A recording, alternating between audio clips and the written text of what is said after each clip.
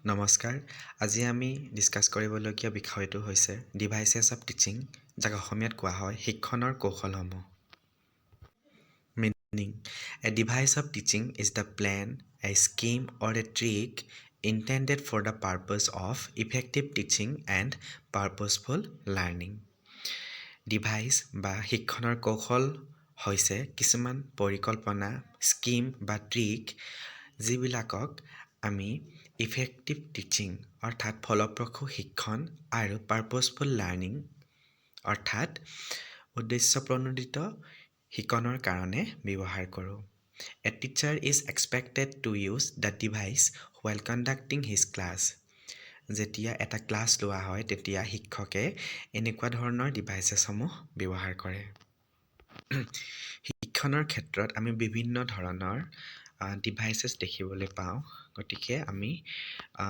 মূলতঃ teaching of ডিভাইচেছসমূহক দুটা ভাগত ভগাব পাৰোঁ এটা হৈছে নেচাৰেল ডিভাইচেছ প্ৰাকৃতিক কৌশল আৰু এটা হৈছে আৰ্টিফিচিয়েল ডিভাইচেছ যাক কোৱা হয় কৃত্ৰিম কৌশল প্ৰথমে আমি নেচাৰেল ডিভাইচেছ আলোচনা কৰিম natural devices are those where learning is by product of the direct experiences like excursions, field trips, outdoor activities, etc.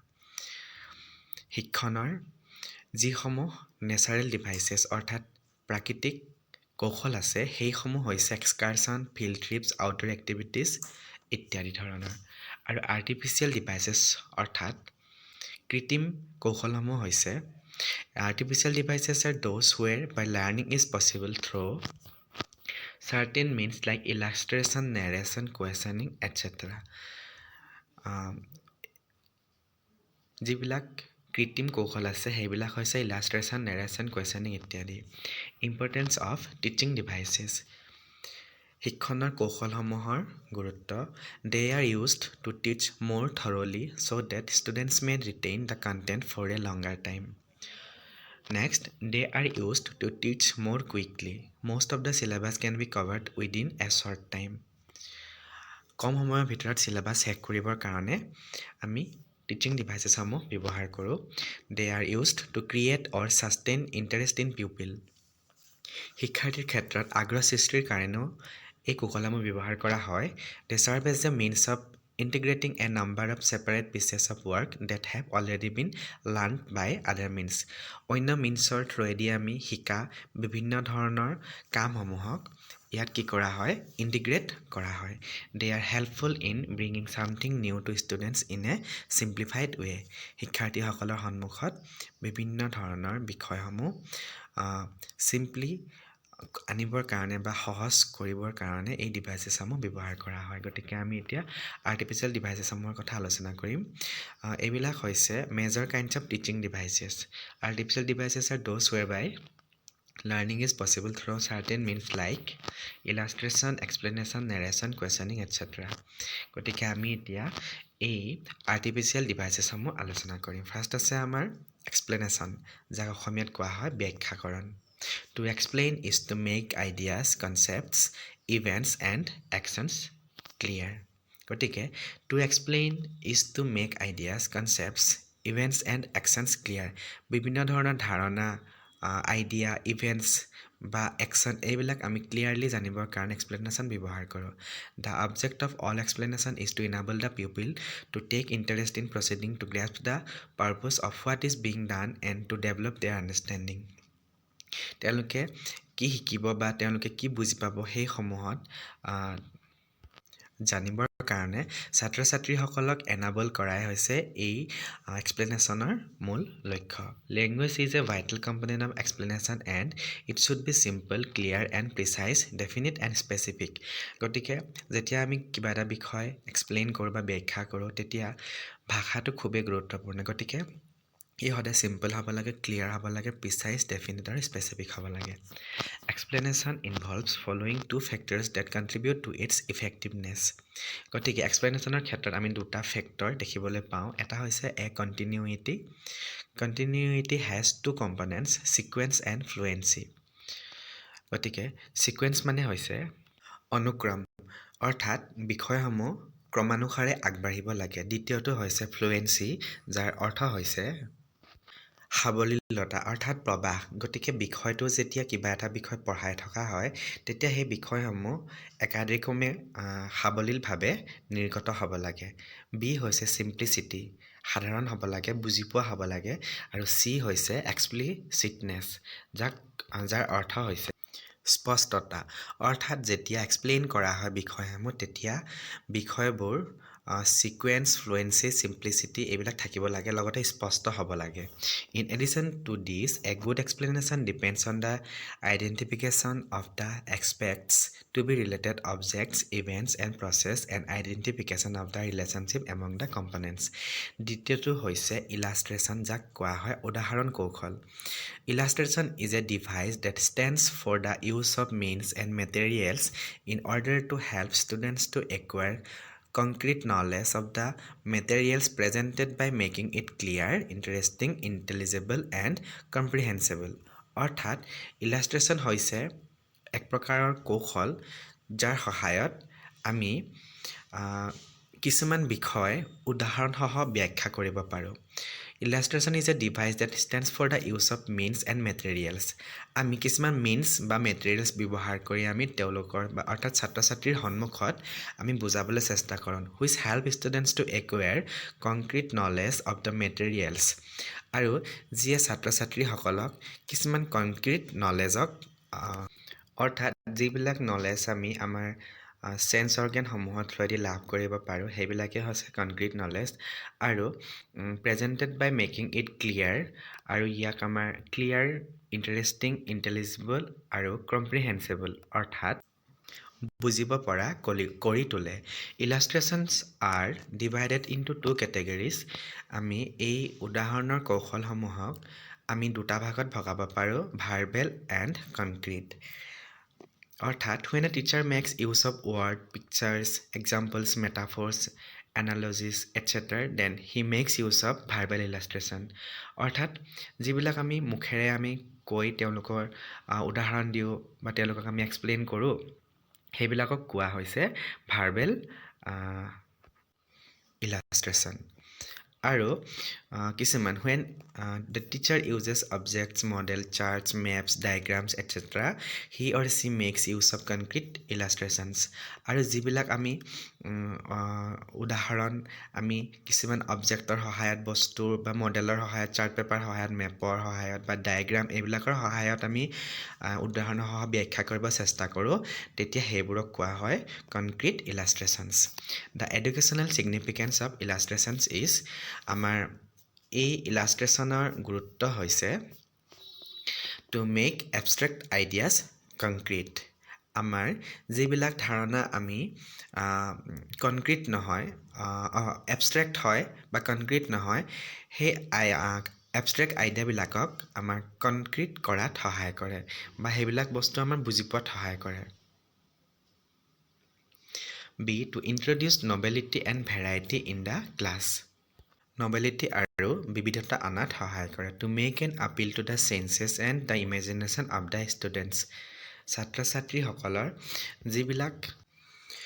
ছাত্ৰীসকলৰ যি ইন্দ্ৰিয়ৰ কল্পনা শক্তি আছে সেয়া জনাত সহায় কৰে। To make ideas clear, definite and precise. আৰু যিবিলাক আমাৰ আইডিয়া আছে সেইবিলাক ক্লিয়াৰ, ডেফিনিট আৰু প্ৰিচাইজ কৰি শিকাত সহায় কৰে। তৃতীয়টো হৈছে নেৰেশ্যন, যাক কোৱা হয় অসমীয়াত বৰ্ণনা কৌশল। Narration is one of the most significant devices of imparting instruction, particularly in subjects like history, literature, geography, etc. বিশেষকৈ হিষ্ট্ৰী, লিটাৰেচাৰ, জিঅ'গ্ৰাফী এই ধৰণৰ বিষয়ত বৰ্ণনা কৌশল খুবেই প্ৰয়োজনীয়। It refers to telling a story for giving an account of some events or certain happenings. আৰু কিছুমান বিষয়ে জানিবৰ কাৰণে কিছুমান ষ্টৰী সহায়ত আমি বৰ্ণনা কৰিব পাৰোঁ। But to be a good narrator one requires a skilled use of language and good command over vocabulary. আৰু এই ক্ষেত্ৰত বৰ্ণনা যিয়ে কৰিব বিষয় এটা তেখেতৰ ভাষা আৰু তেখেত এগৰাকী ভালদৰে তেওঁক বুজাব পৰা হ'ব লাগিব, লগতে তেওঁ কিছুমান ভকেবুলাৰী ষ্টক থাকিব লাগিব। The significance of narration lies in the following aspects. It provides knowledge in abundance. It helps the children to learn quickly. ইয়াৰ কিছুমান দিশ আছে যিয়ে এই বৰ্ণনা কৌশলক এটা ভাল কৌশল হিচাপে গণ্য কৰিব পাৰি। ই শিশুসকলক প্ৰচুৰ পৰিমাণে বা যথেষ্ট পৰিমাণে জ্ঞান আহৰণ কৰাত সহায় কৰে। লগতে it helps the children two learn quickly, আৰু শিশুসকলক খুব সোনকালে বা অতি দ্ৰুতগতিত শিকিবলৈ সহায় কৰে। তৃতীয়টো হৈছে ই ছাবজেক্ট মেটাৰ ইজি আৰু ইণ্টাৰেষ্টিং কৰাত সহায় কৰে। অৰ্থাৎ বিষয় এটা সহজ আৰু আগ্ৰহী কৰি তোলাত সহায় কৰে। It makes use of illustrations such as graphs, models, charts etcetera. আৰু ইয়াত কিছুমান ধৰণৰ ইলাষ্ট্ৰেশ্যনৰ আমি সঁজুলি ব্যৱহাৰ কৰিব পাৰোঁ, যেনে গ্ৰাফ, মডেল, চাৰ্ট এইবিলাক। It makes the students interested in knowing and solving the various problem in life. জীৱনৰ বিভিন্ন ধৰণৰ সমস্যাসমূহৰ ক্ষেত্ৰতো সমাধান কৰাৰ ক্ষেত্ৰত এই ছাত্ৰ ছাত্ৰীসকলক ইণ্টাৰেষ্ট ক্ৰিয়েট কৰাত বা আগ্ৰহ ক্ৰিয়েট কৰাত সহায় কৰে। ইয়াৰ পিছৰ কৌশলটো হৈছে কুৱেশ্যনিং, যাক কোৱা হয় প্ৰশ্নকৰণৰ কৌশল। Questioning good questioning by their very nature is educative. Questioning plays an important role in teaching, learning and evaluating. Good questioning by their very nature is educative. Questioning plays an important role in teaching, learning and evaluating. When used at the right time and in the right manner, it can lead to new levels of understanding. যদিহে আমি কুৱেশ্যনিং অৰ্থাৎ প্ৰশ্নকৰণ, আমি প্ৰশ্নসমূহ যদি উচিত সময়ত বা উচিত ধৰণে যেতিয়া আমি কৰোঁ, তেতিয়া আমি ছাত্ৰ ছাত্ৰীসকলৰ তেওঁলোকৰ কি শিকিছে, কি শিকা নাই, বা তেওঁলোকৰ শিক্ষা কিমান আগবাঢ়িছে, বা কেনেকুৱা ধৰণৰ কথা শিকিব পাৰিছে, বা তেওঁলোকৰ আমি শিকন অৱস্থাটো আমি ইভেলুৱেট কৰিব পাৰোঁ। Questioning serve as a means of organising knowledge, correlating results, binding together different limits of learning and of integrating personality. Good questioningৰ কিছুমান বৈশিষ্ট্য আছে। The language of the question should be clear and simple. প্ৰশ্নৰ ভাষাটো সদায় সহজ আৰু clear হ'ব লাগে। Question should be definite, short, not ambiguous and vague. অৰ্থাৎ প্ৰশ্নসমূহ ডেফিনিট হ'ব লাগে, চুটি হ'ব লাগে আৰু ভেগ হ'ব নালাগে। অৰ্থাৎ এম্বিচিয়াছ হ'ব নালাগে। এম্বিচিয়াছ হ'লে মানে প্ৰশ্নসমূহ আমি বুজি পোৱাত অসুবিধা হয়, গতিকে এই ধৰণৰ প্ৰশ্নৰ পৰা আমি আঁতৰি ৰাখিব লাগে। তাৰপিছত question should be graded, neither too difficult nor too easy. প্ৰশ্নসমূহ বেছি সহজো হ'ব নালাগে আৰু বেছি টানো হ'ব নালাগে। They should be relevant to the topic. প্ৰশ্নসমূহ টপিকৰ লগত ৰিলেভেণ্ট থকা হ'ব লাগে। Question should not be suggestions of the answer. প্ৰশ্নসমূহে এনেকুৱা ধৰণৰ হ'ব নালাগে যাতে ই উত্তৰ ছাজেষ্ট কৰে। It should be asked to the entire class. আৰু প্ৰশ্নসমূহ গোটেই ক্লাছৰ ষ্টুডেণ্টছকে সুধিব লাগে। Adequate time should be given to answer its question. আৰু পৰ্যাপ্ত সময় দিব লাগে প্ৰশ্নসমূহ উত্তৰ দিয়াত। The mode of asking questions should be pleasant. তাৰপিছত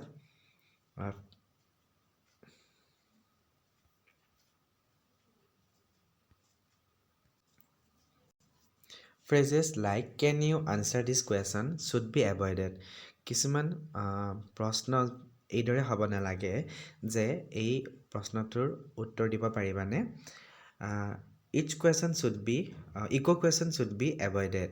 অৰ্থাৎ ৰিপিটেড কুৱেশ্যনছবিলাক সুধিব নালাগে। Question should be interesting as far as possible. আৰু যিমান দূৰ সম্ভৱ হয় কুৱেশ্যনছবিলাক ইণ্টাৰেষ্টিং হ'ব লাগে আনচাৰ দিবৰ কাৰণে। পাৰ্পজ অফ কুৱেশ্যনিঙৰ পাৰ্পজ হৈছে to test previous knowledge of the students. ছাত্ৰ ছাত্ৰীৰ প্ৰিভিয়াছ নলেজ টেষ্ট কৰিবৰ কাৰণে কুৱেশ্যনিং প্ৰয়োজন। To help to recall previously learn things. আগতে শিকা কোনোবা এটা বিষয় জানিবৰ কাৰণে, ৰিকল কৰিবৰ কাৰণে কুৱেশ্যনিং প্ৰয়োজন। To think over something. কোনোবা এটা বিষয়ত ভাবিবৰ কাৰণে আমাক কুৱেশ্যনিং লাগে। To reason about something. To achieve feedback from students. ছাত্ৰ ছাত্ৰীৰ পৰা ফিডবেক ল'বৰ কাৰণেও কুৱেশ্যনিং প্ৰয়োজন। To evaluate the effectiveness of a teacher's teaching. আৰু শিক্ষকৰ ইফেক্টিভনেছ ইভেলুৱেট কৰিবৰ কাৰণেও কুৱেশ্যনিঙৰ প্ৰয়োজন।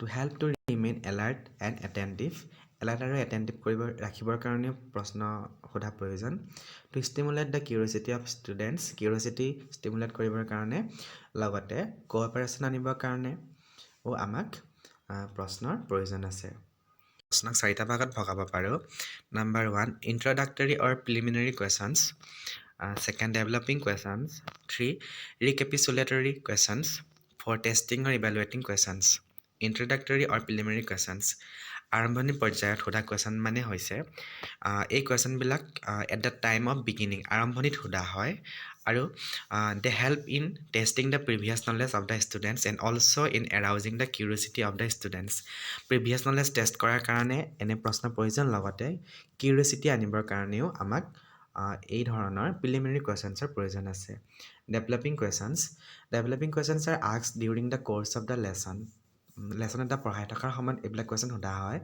আৰু এই শিক্ষকসকলক তেওঁলোকে কিমান প্ৰগ্ৰেছ কৰিছে বা তেওঁলোকৰ মেণ্টেল এবিলিটি কিমান ইনক্ৰিজ হৈছে সেইবিলাক জনাৰ ক্ষেত্ৰত শিক্ষকক সহায় কৰে আৰু তেওঁলোকে শিকিব পাৰিছে ষ্টেপ বাই ষ্টেপ সেয়া জনাটো সহায় কৰে Recapitulatory questions. These questions are asked at the end of the whole lesson or at the end of each section of the lesson. আৰু এইবিলাক প্ৰশ্ন এটা লেচন শেষ কৰাৰ পিছত সোধা হয় ৰিকেপিচুলেট কৰা হয় there are two types ইয়াৰ দুই প্ৰকাৰৰ আছে এটা হৈছে সেকশ্যনেল ৰিভিজন নাম্বাৰ 2 হৈছে final recapitulation testing or evaluation questions evaluating or testing questions are related to periodic as well as external evaluation levels of question there are 3 level of questions lower order middle order higher order lower level questions test ability to recall কৰিবৰ কাৰণে মনত পেলাবৰ কাৰণে এইবিলাক প্ৰশ্ন সোধা হয় দ্বিতীয়টো হৈছে middle order questions test comprehension and applicability of the students বুজাৰ পিছত কিদৰে এপ্লাই কৰিব পাৰিব তাৰ ওপৰত জানিবৰ কাৰণে মিডল অৰ্ডাৰ এই কুৱেশ্যন সোধা হয় higher order questions test higher mental ability analysis synthesis creativity critical awareness judgement etcetera আৰু এই ধৰণৰ প্ৰশ্নবিলাক সাধাৰণতে ছাত্ৰ ছাত্ৰীসকলৰ জ্ঞান আৰু আণ্ডাৰষ্টেণ্ডিং হোৱাৰ পিছত তেওঁলোকে এটা বস্তু কিদৰে এনালাইচিছ কৰিব চিন্থেচিছ কৰিব তেওঁলোকৰ কি ক্ৰিয়েটিভিটি আছে ক্ৰিটিকেল এৱাৰনেছ কেনেকুৱা ধৰণৰ এইবিলাক জনাত সহায় কৰে থেংক ইউ